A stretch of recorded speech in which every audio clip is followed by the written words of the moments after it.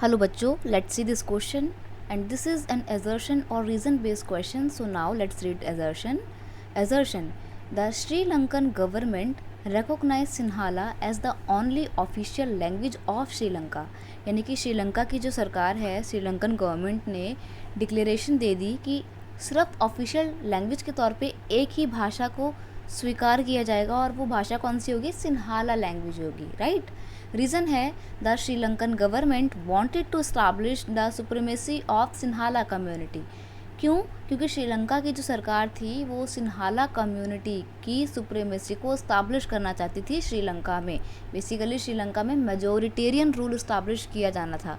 Majoritarian से मतलब ये है कि वो कम्युनिटी जिसकी पॉपुलेशन में शेयर सबसे ज़्यादा होता है। तो श्रीलंका में सिन्हाला कम्युनिटी सुप्रीमेसी इसलिए हो गई क्योंकि सिन्हाला कम्युनिटी मेजोरिटी में इसलिए हो गई क्योंकि उसका पॉपुलेशन में 74% का शेयर था। ऑप्शन देखते हैं, ऑप्शन क्या है, both assertion and reason are true and reason is correct explanation of A. Assertion और रीज़न दोनों सही है और रीज़न एजर्शन को ठीक ढंग से एक्सप्लेन करता है। नेक्स्ट है assertion and reason are true but reason is not correct explanation of A. Next option है assertion is true but reason is false. Next option है assertion is false but reason is true. तो यहाँ पर हम बात करेंगे श्रीलंका की government और श्रीलंका में मेजोरिटेरियन रूल के ऊपर। क्वेश्चन का की कॉन्सेप्ट है majoritarian rule in Sri Lanka, Sri Lanka का मेजोरिटेरियन रूल। देखिए, अगर हम बात करें श्रीलंका की तो श्रीलंका क्या है, एक आइलैंड कंट्री है साउथ ईस्ट एशिया में। आइलैंड कंट्री से मतलब होता है एक ऐसा देश जो चारों तरफ से पानी से घिरा हुआ हो। तो श्रीलंका भी चारों तरफ से समुद्र से घिरा हुआ है, पानी से घिरा हुआ है, तो वो आइलैंड कंट्री है और छोटा सा देश है। ये इंडिपेंडेंट कब कंट्री बनता है, 1948 में, यानी कि आफ्टर इंडियन इंडिपेंडेंस एक साल ही बाद ही श्रीलंका को भी आज़ादी मिल जाती है। और किससे इंडिपेंडेंस मिलती है इनको भी, ब्रिटिशर्स से, राइट। तो इंडिपेंडेंस ऑफ श्रीलंका,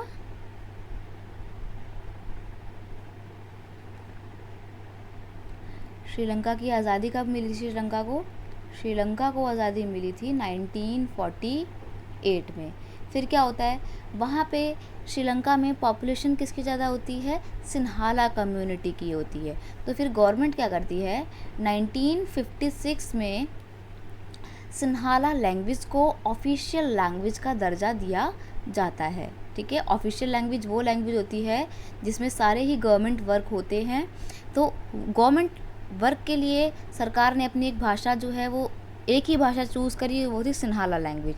तो इस तरीके से देखा जाए तो बेसिकली जो श्रीलंका की गवर्नमेंट है वो सिर्फ सिन्हाला लैंग्वेज को बढ़ावा दे रही थी। तो ऑफिशियल लैंग्वेज कौन सी बन गई थी, सिन्हाला बन गई थी। फिर आगे जाके सिन्हाला कम्युनिटी का तो जो रिलीजन था बुद्धिज़्म, उसको भी गवर्नमेंट ने ऑफिशियल रिलीजन डिक्लेयर कर दिया था। तो इस तरीके से यहाँ पर हम देखते हैं कि पूरी कंट्री में श्रीलंका में सिन्हाला कम्युनिटी की सुप्रीमेसी, मेजॉरिटी इस्टाब्लिश हो गई थी और मेजोरिटेरियन रूल इस्टाब्लिश हो गया था पूरे श्रीलंका में। तो यहाँ पर जो आपको स्टेटमेंट दी गई है कि सिन्हाला को ऑफिशियल लैंग्वेज डिक्लेयर किया गया, ये बिल्कुल सही है। आगे दिया हुआ है कि श्रीलंका की गवर्नमेंट सिन्हाला कम्युनिटी की सुप्रीमेसी स्टैब्लिश करना चाहती है, तो ये भी बिल्कुल सही है।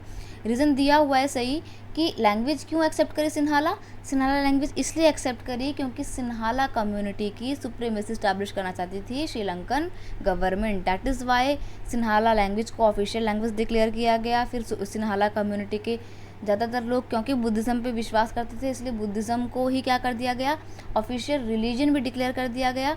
अब पॉपुलेशन में शेयर अगर हम देखें तो कितना था, 74% था।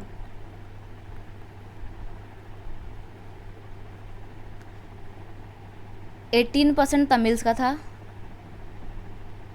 अब इसमें 5% इंडियन ओरिजिन तमिल थे और 13% श्रीलंकन तमिल्स थे, राइट। और 7% का शेयर किसको दिया गया, 7% थे क्रिश्चियन। ठीक है, तो इस तरीके से ये समाज की बनावट थी श्रीलंका की।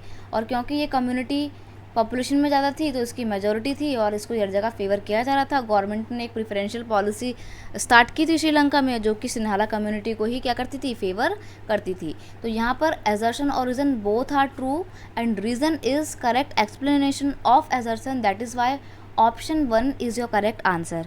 I hope you understood it well. Best of luck.